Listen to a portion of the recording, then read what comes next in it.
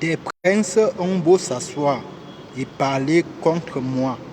Des princes vont beau s'asseoir et parler contre moi. Ton serviteur médite tes statuts. Tes préceptes font mes délices. Ce sont mes conseillers. Amen.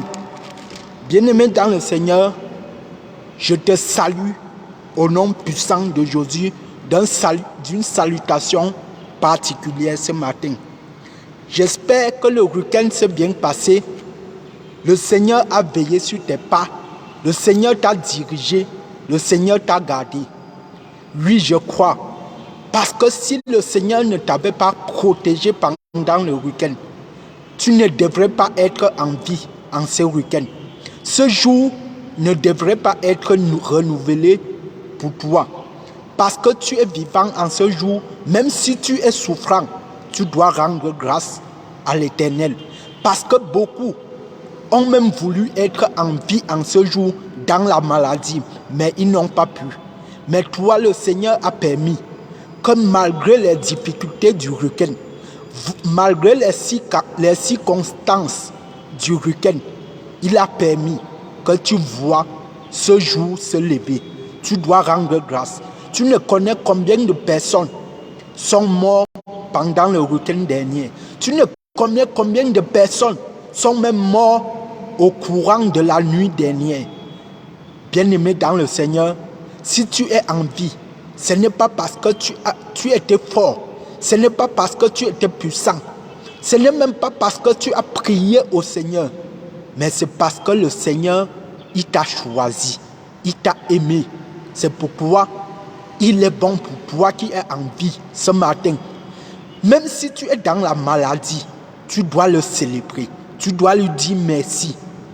La parole me dit, tous ceux qui sont en vie, tous ceux qui respirent, adorent le Seigneur. Bien-aimé dans le Seigneur, si tu respires déjà, tu dois adorer le Seigneur. Même si tu es couché dans ton lit à l'hôpital et que tu respires, adore ce Seigneur. Alléluia. Bien-aimé dans le Seigneur, ce matin, nous voulions continuer à marcher dans une dynamique de progrès perpétuel. Nous voulions continuer à marcher sous le commandement de Dieu, à faire ce qui plaît aux yeux de Dieu. Nous voulions encore offrir nos offrandes qui seront agréables devant le Seigneur. Alléluia. Bien-aimé dans le Seigneur, ce matin, je veux t'amener à progresser dans la consultation du Seigneur. Parce que, bien-aimé, aujourd'hui, plusieurs personnes se disent que lorsque nous consultons le Seigneur, c'est une preuve de doute dans nos vies. Laisse-moi te dire que la consultation de l'Éternel est une preuve de ta confiance à l'Éternel. Alléluia. Nous allons voir cela dans deux passages de la Bible. Nous allons lire dans le livre de Samuel, de 1 Samuel. Ensuite, dans le livre de 2 Samuel. Rapidement, bien-aimé, tu dois ouvrir la parole de Dieu dans 1 Samuel, chapitre 23, du verset 1 au verset 5. 1 Samuel, chapitre 23, du verset 1 au verset 5. Lisons tous ensemble et à haute voix. On vint dire à David, voici, les Philistins ont attaqué Keïla et ils pillent les airs. David consulta l'Éternel en disant, irai-je et battrai-je ces Philistins? Et l'Éternel lui répondit, va, tu battras les Philistins et tu délivreras Keïla. Mais les gens de David lui dirent, voici, nous ne sommes pas sans crainte ici même en Juda. Que sera ceci nous allons à Keïla contre les troupes des Philistins. David consulta encore l'Éternel. Alléluia. Et l'Éternel lui répondit, lève-toi, descends à Keïla, car je livre les Philistins entre tes mains. David alla donc avec ses gens à Keïla et il se battit contre les Philistins. Il amena leur bataille et leur fit éprouver une grande défaite. Ainsi, David délivra les habitants de Keïla. Alléluia. Bien-aimés dans le Seigneur, retournons nos Bibles dans le livre de 2 Samuel. 2 Samuel, bien-aimés. Retournons nos Bibles dans le livre de 2 Samuel, chapitre 5. 2 Samuel, chapitre 5, du verset 17 au verset 25. 2 Samuel, chapitre 5, du verset 17 au verset 25. Il est écrit: les Philistins apprirent qu'on avait oint David pour roi sur Israël, et ils montèrent tous à sa recherche. David, qui en fut informé, descendit à la forteresse. Les Philistins arrivèrent et se repentirent dans la vallée de Raphaïm.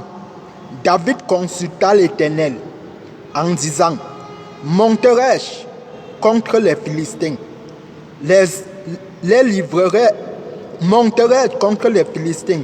Les livreras-tu entre mes mains? Et l'Éternel dit à David: monte, car je livrerai les Philistins entre tes mains. David vint à Baal-Bézim, où il les battit.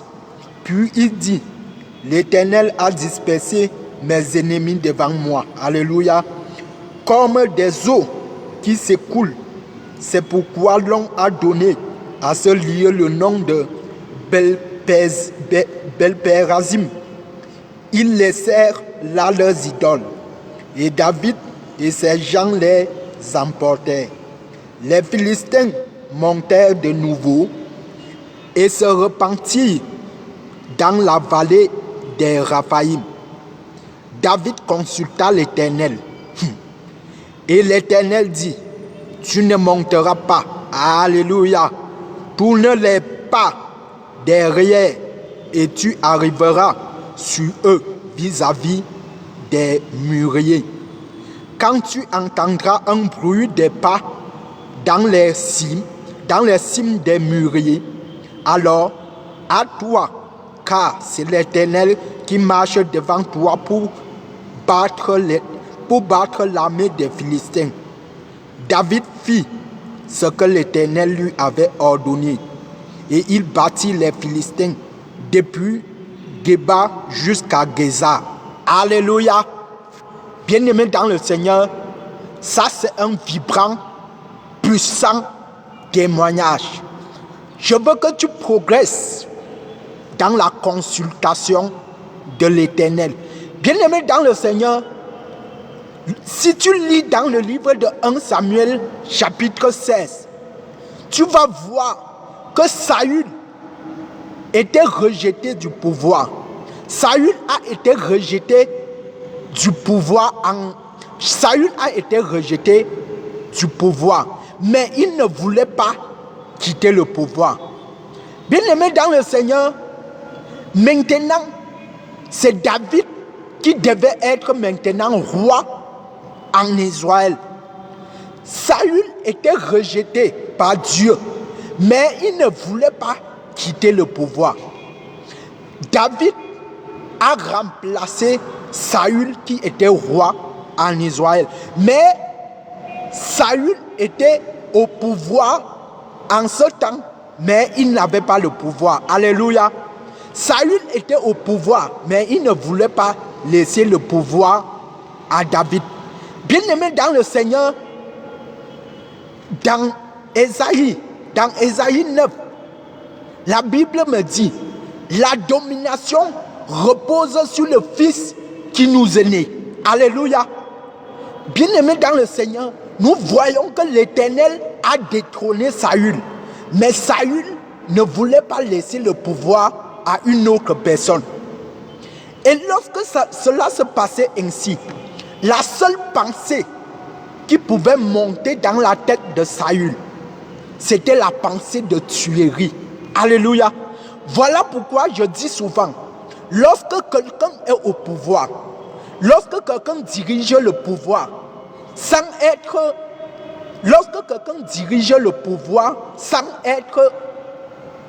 comment je veux dire, lorsque quelqu'un dirige le pouvoir sans être pour diriger le pouvoir, la seule pensée qui monte dans sa tête lorsqu'il est détrôné, c'est la pensée de tuerie, bien-aimé.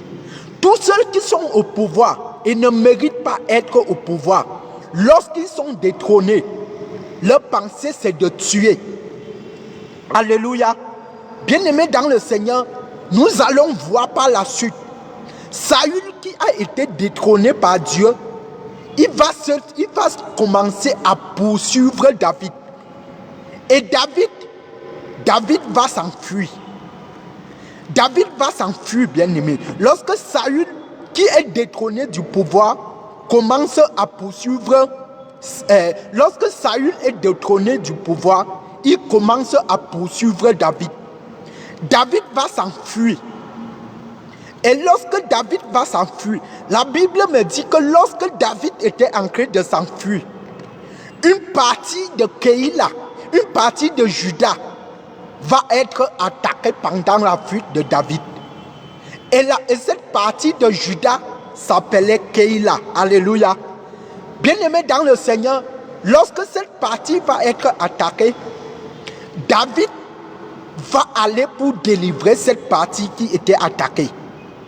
David va aller délivrer cette partie de Juda qui était attaquée. Mais ce qui m'intéresse ici, c'est que David, avant d'aller délivrer cette partie, il va d'abord consulter l'Éternel. Alléluia. Bien-aimé dans le Seigneur, une pensée monte dans mon esprit en ce moment. Est-ce que tu consultes l'Éternel sur les choses que toi tu veux faire? Tu fais seulement sans consulter l'Éternel. Et lorsque tu trouves les difficultés en chemin, tu consultes maintenant l'Éternel. Bien-aimé dans le Seigneur, tu dois consulter l'Éternel avant toute chose que tu veux réaliser. Nous voyons ici David, avant d'aller délivrer une partie de Juda, il a consulté l'Éternel. Alléluia. Il va consulter l'Éternel. Et après avoir consulté l'Éternel, l'Éternel dit, je livrerai les Philistins entre tes mains. Et lorsque David va venir dire à ces gens, allons, les gens, sauver Keïla. L'Éternel a livré les Philistins entre mes mains. Les gens de David vont douter. Ils vont avoir peur, bien-aimés. Ils vont avoir peur que je fuis la guerre. Et je suis là où il n'y a pas la guerre. Tu m'envoies encore aller pour qu'on me tue. Bien-aimé dans le Seigneur, pourtant c'était la parole de Dieu. Dieu avait déjà livré les Philistins entre les mains de David. Bien-aimé dans le Seigneur, lorsque les gens de David vont raisonner ainsi, qu'est-ce que David va faire? David ne va pas se décourager. Il va encore consulter l'Éternel pour la deuxième fois. Alléluia. Bien-aimé dans le Seigneur, consulter l'Éternel, c'est une preuve de ta fidélité devant l'Éternel. Lorsque David va encore consulter l'Éternel, l'Éternel va dire, va, tu combattras les Philistins.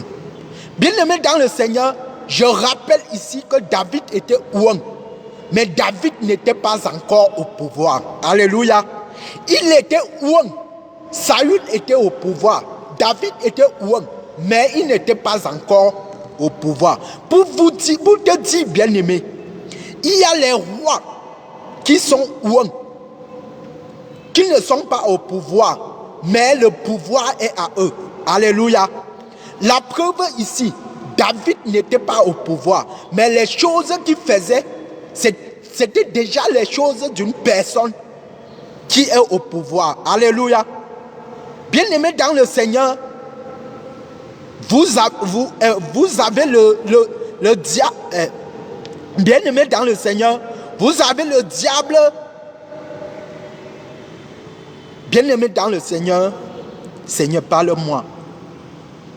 Vous savez, bien-aimé, le diable ne se sent jamais vaincu. Lorsqu'il est vaincu, il ne se sent pas vaincu. Voilà pourquoi, lorsque David va combattre les Philistins à l'aller, au retour, ils vont encore revenir. David va le combattre. Ils vont revenir encore pour la troisième fois. Alléluia.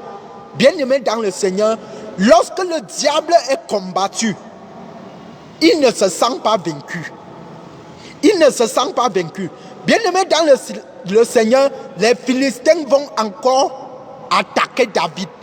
David les a combattus déjà 2 fois. Mais ils vont encore attaquer David.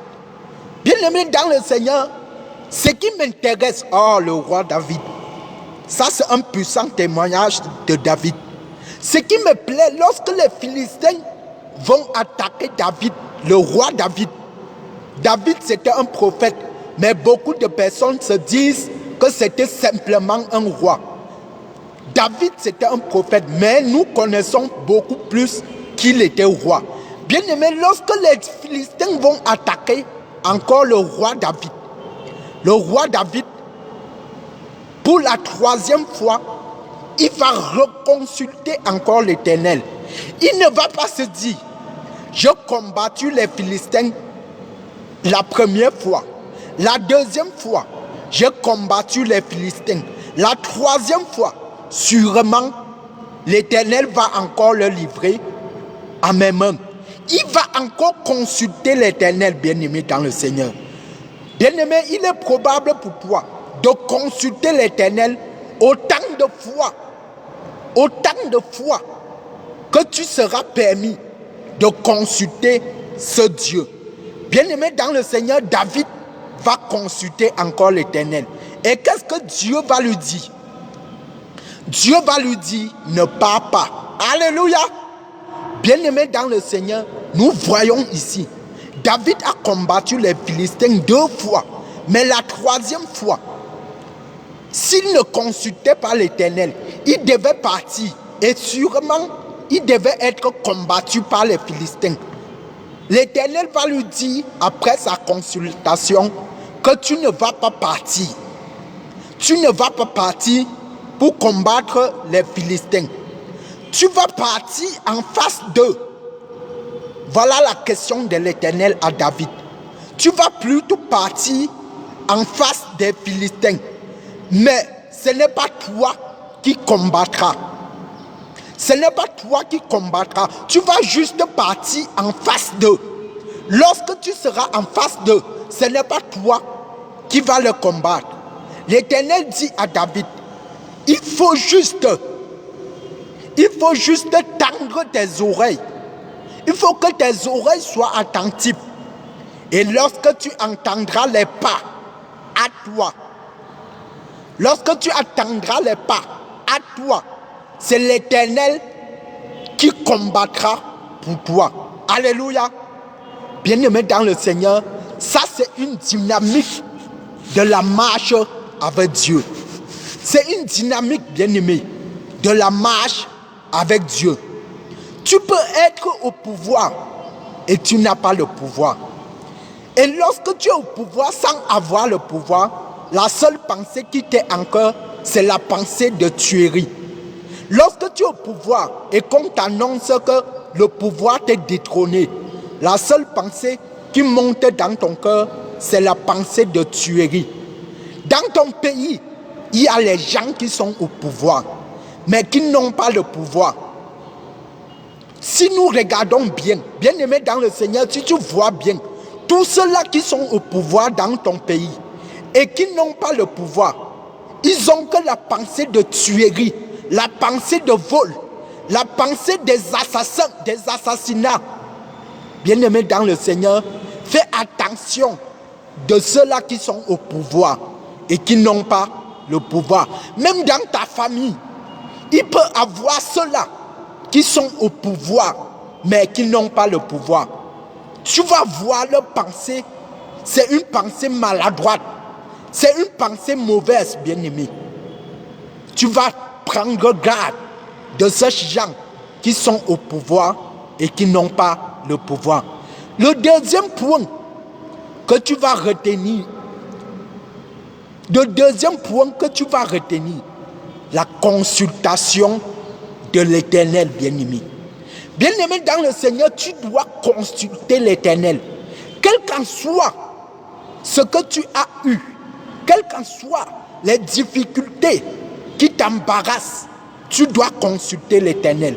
Bien-aimé dans le Seigneur, nous avons vu ici le roi David consulter l'Éternel. Si le roi David, le prophète David, loin de l'Éternel, il a consulté l'Éternel à plusieurs reprises. Qui suis-je pour ne pas consulter l'Éternel? Qui tu es pour ne pas consulter l'Éternel? Tu dois consulter l'Éternel, bien-aimé. Bien-aimé dans le Seigneur, quand tu as des révélations, des songes, des visions, Père éternel, et bien-aimé dans le Seigneur, chers frères, chers sœurs, il est évident que tu consultes l'Éternel pour les songes que tu as eus, pour les révélations, pour les visions. C'est vrai, c'est Dieu qui peut te donner ces révélations. C'est Dieu qui peut t'envoyer ces révélations. Comme ces révélations peuvent venir du diable. Pour mieux discerner, c'est la consultation de l'Éternel. Tu dois consulter l'Éternel à plusieurs reprises. Ça dépend de toi. Consulte l'Éternel sur tous tes projets que tu veux réaliser. La consultation de l'Éternel est très importante. Bien-aimé dans le Seigneur, sur le combat spirituel, il y a un combat spirituel qui existe. Sur le combat spirituel, tu dois consulter l'Éternel. Avant de mener toutes sortes de combats spirituels, tu dois consulter l'Éternel. Bien-aimé dans le Seigneur, lorsque Dieu approuve une chose, il peut changer. Lorsque Dieu approuve, par exemple, Dieu peut te dire en ce matin, construis-moi une maison. Mais il change sa décision. Voilà pourquoi, lorsque Dieu te parle, tu dois consulter ce Dieu, afin qu'il te reparle encore. Voilà le roi David. Il a consulté l'Éternel. L'Éternel lui a dit à 2 reprises qu'il va combattre les Philistins. Mais à la 3e reprise, l'Éternel a changé sa décision. L'Éternel a dit au roi David, tu ne bâtiras pas juste en face d'eux, et laisse que tes oreilles soient tendues vers ma parole. Et lorsque tu entendras ma parole, sache que c'est moi qui viens combattre les Philistins pour toi. Que le nom de Dieu soit glorifié.